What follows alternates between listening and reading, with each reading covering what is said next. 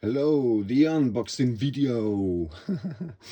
And a few words about it as well. This is Behringer low pass filter, as you can see, of course, by the writings.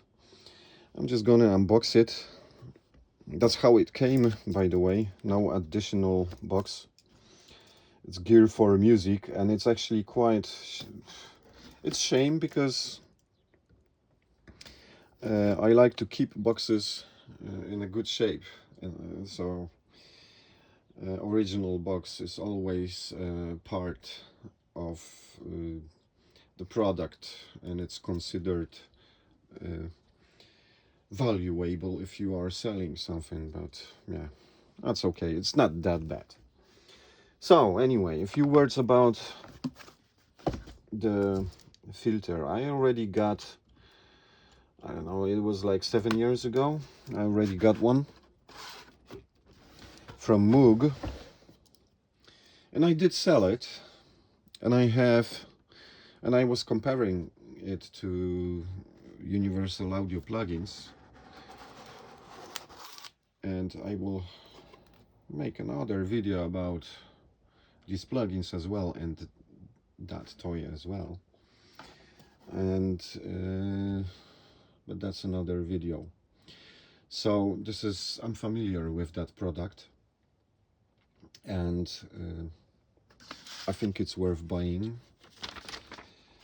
because of several reasons. I do not regret that I did sell my old Moog filter. You can see a video, by the way, on my channel with it. It's quite old video. One of my first encounters with analog equipment. By the way, who needs Chinese in Europe? Come on. Yeah, and why did I buy it? Because of my iPad. And I like guitar pedals, and I like some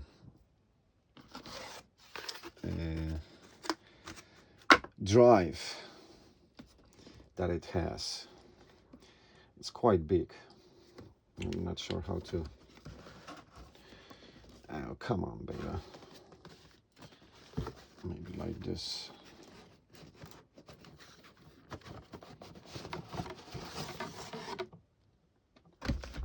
Great. It's still inside. What's written here? Our purpose is to empower those who have not, and cannot. And I agree with that. And I would advise Western companies make some cheaper prices, because you can sell a lot more if you make it cheaper. And you won't. Oh, it's huge, but I like it. I think Western companies have lost the race towards the customer, and they are losing, and it's quite a shame. Why Moog does it? If excuse me, Behringer, Moog could do it as well. Easy. And maybe not as cheap, but it wouldn't have to be that expensive. And used ones from Moog cost a lot of money. Oh, excuse me, you're not watching. That tape here is also unnecessary, really. Why should I make that foil,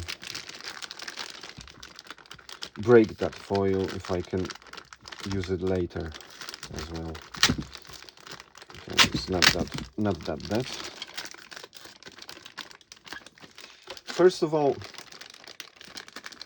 Moog, blah blah blah. You can get the original one, but what's the positive thing about the Behringer? I'm just gonna keep it here. Excuse me again. What's the positive thing about the Behringer is that you have the MIDI control.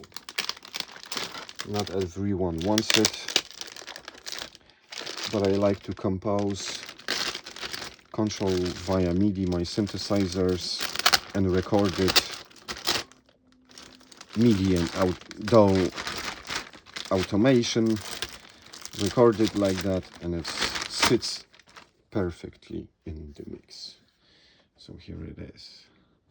It's quite big. It's really big. This is a standard guitar pedal, so you can see how big it is. Maybe like, yeah, it is quite big. But the old Moog was maybe even bigger, but not as high. But this one has some additional feature, and there is that MIDI, and this is really cool. And you can control everything besides the drive, I think. Yeah, and of course those two here. So I bought it because of the drive, to be honest with you. And I'm planning to do some funkish. I want to buy a bass guitar as well. I want to make some funkish filtering effect with that pedal and use that drive again on a bass.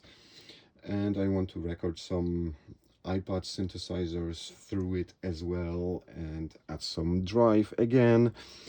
And what else do I want to do with it?